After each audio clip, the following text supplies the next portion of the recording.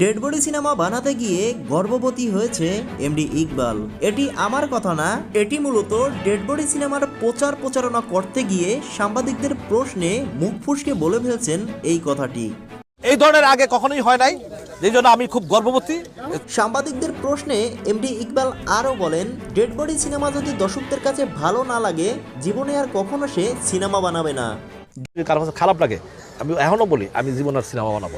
Dead body সিনেমায় যে আসলে কি আছে এটা জানতে হলে যেতে হবে সিনেমা হলে। হরর ও অ্যাকশন দিয়ে নির্মাণ করা হয়েছে ডেডবডি। এদিকে সামাজিক যোগাযোগ মাধ্যমে প্রকাশও পেয়েছে ডেডবডি সিনেমার দুটি পোস্টার। এই পোস্টার দুটিতে আছে রহস্য, অ্যাকশনের ছোঁয়া। সিনেমাটির মূল ভূমিকায় আছেন অমর চানি, রোশান, মিশা সহ আরো অনেকে। সোমবার বিকালে এফডিসি প্রাঙ্গণে পোস্টার প্রকাশ উপলক্ষে অনুষ্ঠিত হয় এক সংবাদ সম্মেলন। এতে পরিচালক মোহাম্মদ ইকবাল বলেন, আমি যা বলি তা করে দেখাই। এবারের ঈদে ডেডবডি তুলকালাম করবে। প্রিয় দর্শক, এমডি ইকবালের ডেডবডি সিনেমা নিয়ে আপনার কি মতামত তা জানাতে পারেন নিচে কমেন্ট বক্সে।